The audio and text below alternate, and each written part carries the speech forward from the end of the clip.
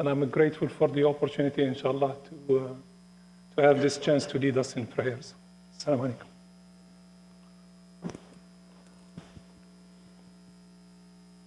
Allahu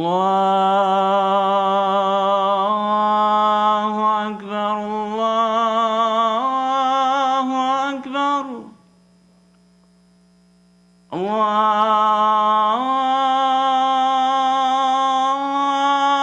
Akbar, Allahu Akbar. Ashhadu an la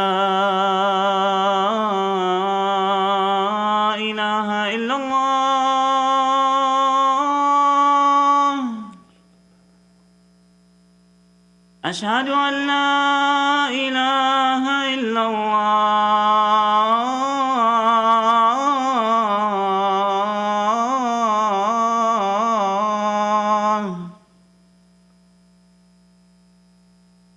أشهد أن محمد رسول الله.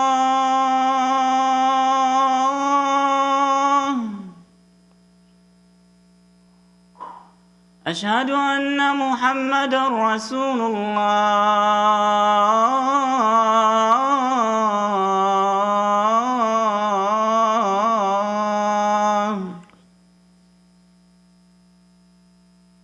حي على الصلاة،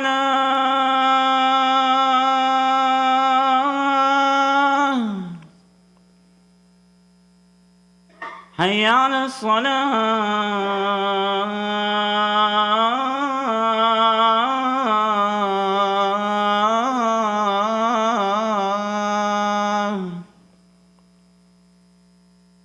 حي على الفلاح،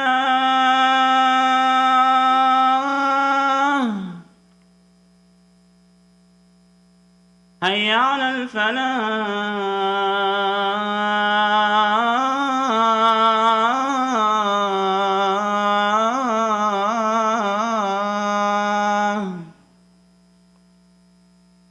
الله أكبر،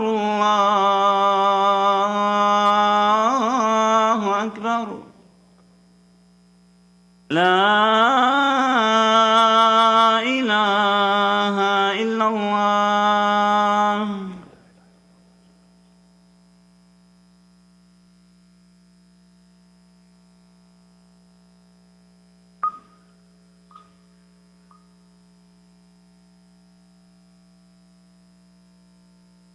إن الحمد لله نحمده ونستعينه ونتوب إليه ونستغفره ونعوذ بالله من شرور أنفسنا ومن سيئات أعمالنا. من يهدي الله فلا مضل له ومن يضلل فلا هادي له، وأشهد أن لا إله إلا الله وحده لا شريك له، وأشهد أن محمدا عبده ورسوله صلى الله عليه وعلى آله وصحبه وسلم تسليما كثيرا. أما بعد, the theme that we will choose to discuss today, if God gives us the strength and the will, inshallah, is that of the distinction and the difference between reality and illusion. In modern society, the boundary between these two things is getting thinner, and one is mixed for the other, and the mixing between the two of them causes us a great deal of confusion and distress and misguidance. And Allah subhanahu wa ta'ala has invested quite a bit in educating His Holy Prophet sallallahu alayhi wasallam, and through him and through revelation, educate generations upon generations with this skill and gift, with our ability to have a way when we consume information to recognize truth from falsehood, to recognize something that makes sense from something that doesn't, and to recognize reality from illusion without ourselves getting to be delusional. So our guide in that is to begin always with where the source of education in this religion emanates, and that is the Holy Quran. Because there is no other discernment between truth and illusion, no other discernment between reality and fake, other than this Quran, this gift that has been given to this community to this generation, generations before us, and God willing, generations after us. Allah subhanahu wa ta'ala illustrates this beautiful way of learning this skill by revealing in Surah Taha a story, a narrative of a story, where step by step He is infusing inside each and every one of us a moral compass, making us spiritually smart. As much as there are people who are cognitively smart, they know how to solve complex problems. As much as there are people who are emotionally smart, they know when to apply the right emotion to the right circumstances. It will be quite silly for someone to go to a funeral and find that that time is the time to crack jokes and laugh. That is very inappropriate behavior. The reason for which our moral compass tells us what to do is that at the loss of someone, we grieve. When we go to a wedding, we share joy. When we have a very hard problem to solve, we apply all of our mental strength to solve it. When there is an easy one, we grab on to some of our experiences and we go solve it. Spiritual smartness works the same way. So Allah subhanahu wa ta'ala comes to Musa and asks him a question that seems completely innocent. وَمَا تِلْكَ بِيَمِينِكَ يَا Musa? What is this thing that you are carrying in your right hand, or Moses? And Musa alayhi salam answers. And he answers with the human cognitive logic. He was running with the staff in his hand, a long wooden stick. It was common amongst prophets of the monotheistic religion to carry a common, essentially a staff in their hand, because they all came from being herders or farmers. The Prophet ﷺ had one too. He answered, هي عصايا أتوكل عليها, and then he went on, ولي فيها مآرب أخرى. It's my staff, I lean on it, I do other functions with it, and I have many other deployments that I could use it for. You would think that the dialogue would be over. Question, answer. The answer is highly logical, highly meaningful, so we're done. Not quite. The teaching comes in. Allah subhanahu wa ta'ala instructs him to do something that sounds bizarre. فَأَلْقِهَا يَا Musa. Throw it away. Just throw it on the ground.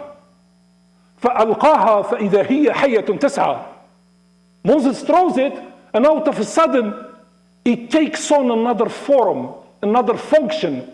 It becomes a serpent that moves on the ground. He panics. He says something. I thought I had reality, and the reality was a dead wooden staff that had physical functions that I could perform with. Prod some animals so they can go in their right direction. Lean on it when I am tired. Guide my people with it. Make my way with it. And out of a sudden it is something that seems to be alive, threatening, dangerous, and could in fact be the cause of someone losing their life, because the bite from a venomous serpent would actually lead to loss of life. خُذْهَا وَلَا تَخَفْ. Go ahead. You are actually seeing a serpent. Lean, pick it up, and do not worry. Do not fear it. And it is with the construct of these three pieces into the story that I want to tell my own story so we can learn from it today. So what was the first interaction with the dead wooden object? Something that is dead, but that has functions that human beings have given to it.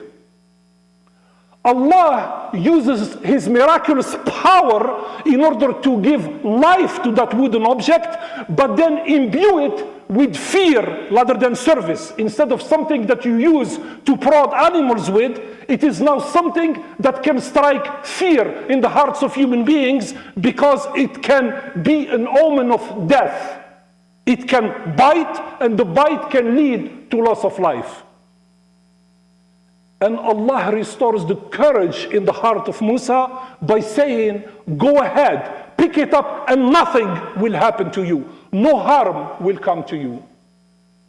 What we see in this story is two things: reality, illusion, and the restoration to reality. And the guide for all of this is the power of revelation. When the power of revelation, what was dead becomes alive.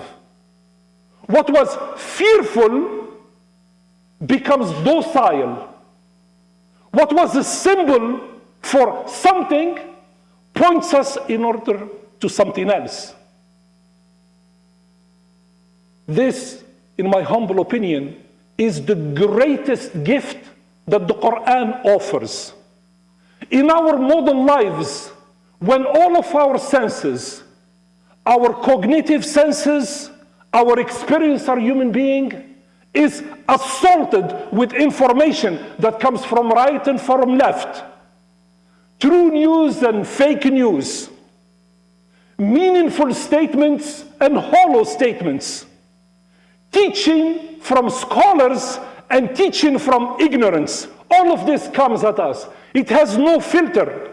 Our ability to sort through all of this is overwhelming. We feel sometimes crushed by the weight of all that comes through us, streaming through multiple ways that come in our lives. And we exert ourselves to recognize true from false.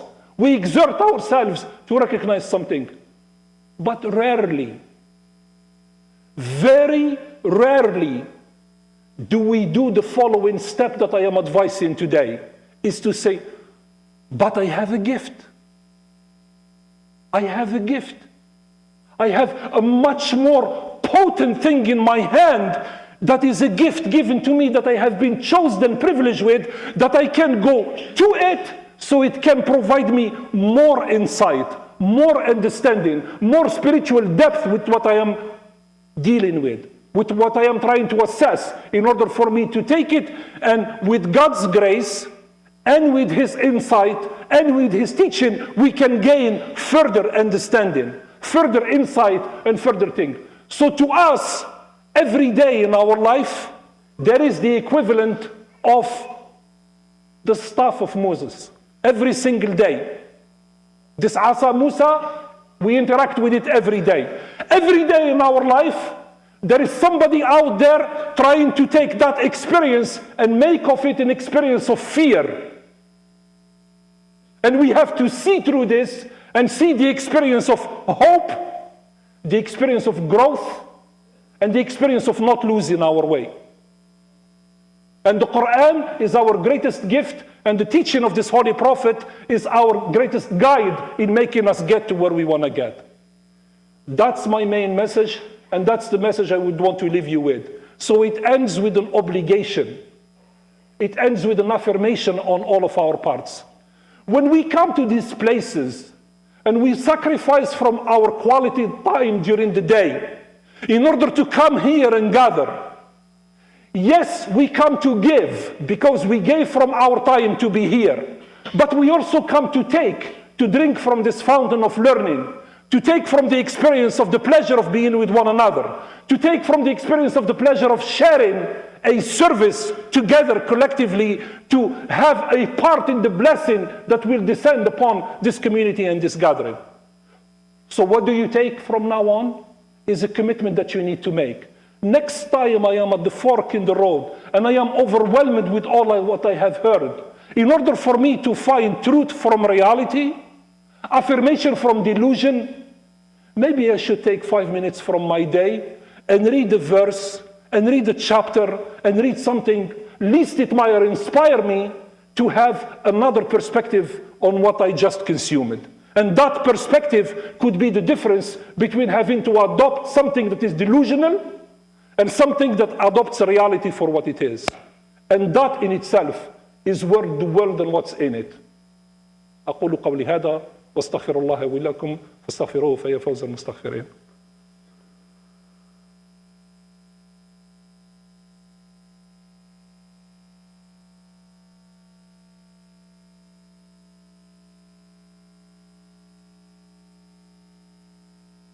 الحمد لله الحمد لله ثم الحمد لله وأشهد أن لا إله إلا الله وحده لا شريك له وأشهد أن محمدا عبده ورسوله صلى الله عليه وعلى آله وصحبه وسلم تسليما كثيرا.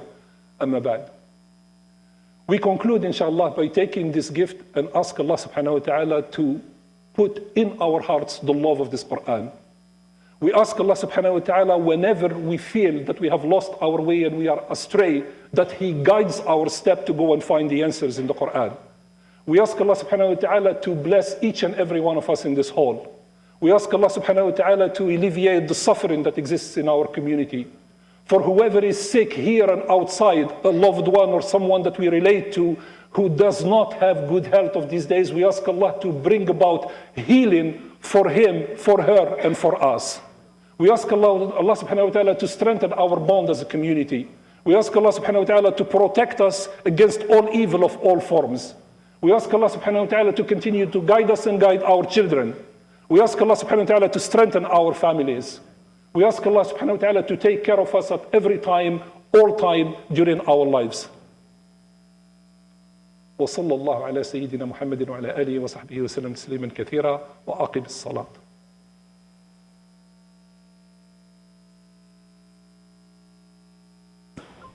الله أكبر الله أكبر أشهد أن لا إله إلا الله أشهد أن محمدا رسول الله حي على الصلاة حي على الفلاح قد قامت الصلاة قد قامت الصلاة الله أكبر لا إله إلا الله لا إله إلا الله دائما أبدا. استووا واعتدلوا. For the brothers at the back, please, inshallah, whenever you get your line straight, please do give me a signal by raising your hand up. Make sure that we do not leave the ones who are behind.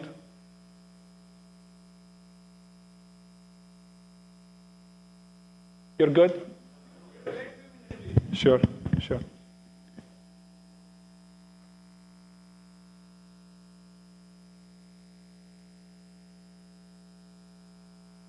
We have some room to the left of the masjid. There's some room to the left of the masjid that people are pointing to. You can fill it up, please. For those of you who are up front, thank you for your patience. I appreciate that.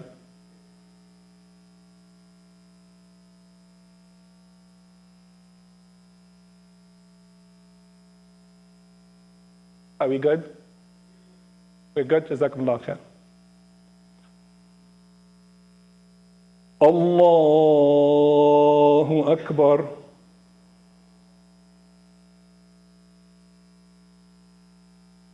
بسم الله الرحمن الرحيم الحمد لله رب العالمين الرحمن الرحيم مالك يوم الدين إياك نعبد وإياك نستعين اهدنا الصراط المستقيم صراط الذين أنعمت عليهم غير المغضوب عليهم ولا الضالين.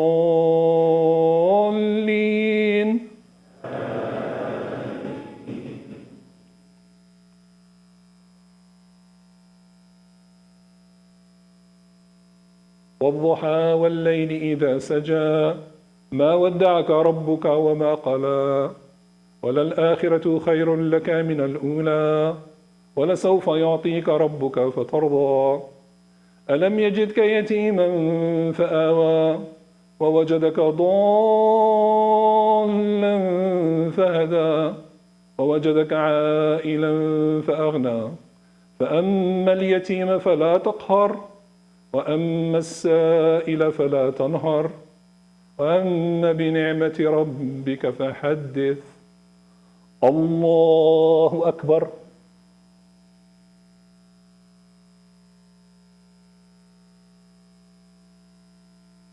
سمع الله لمن حمده. الله أكبر.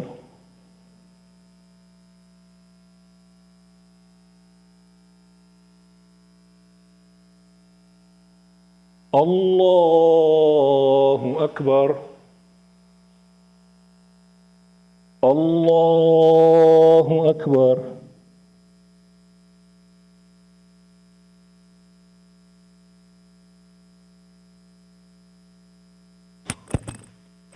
الله أكبر. بسم الله الرحمن الرحيم. الحمد لله رب العالمين الرحمن الرحيم مالك يوم الدين. إياك نعبد وإياك نستعين. اهدنا الصراط المستقيم صراط الذين أنعمت عليهم غير المغضوب عليهم ولا الضالين.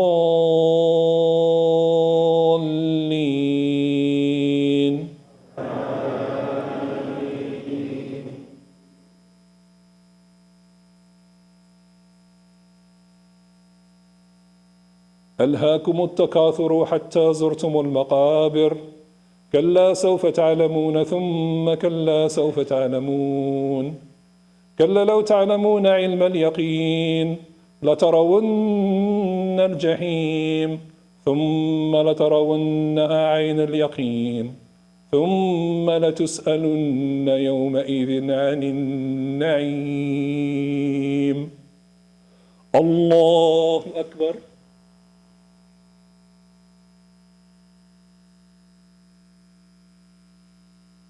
سمع الله لمن حمده. الله أكبر.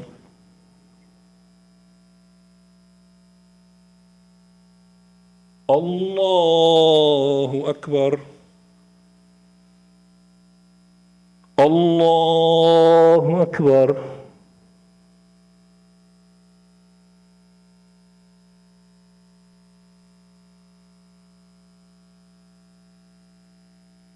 الله أكبر.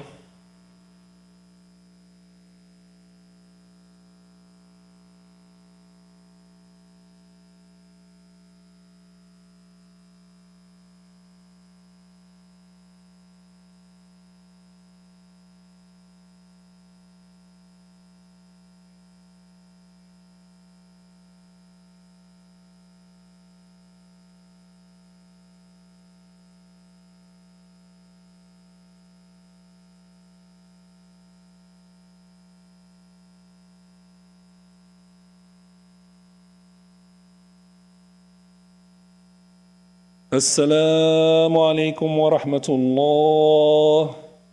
السلام عليكم ورحمة الله.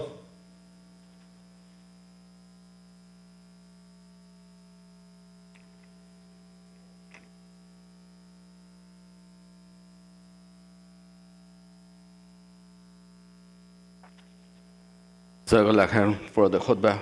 May Allah reward you, brother. There's a request for dua for a sister. She was involved in an accident yesterday. So please make dua for her. May Allah give her a speedy recovery, and may Allah give family a sabr. I have a good news to share with you. On our second phase, we have completed our drawings, and we were able to submit last Wednesday to the city.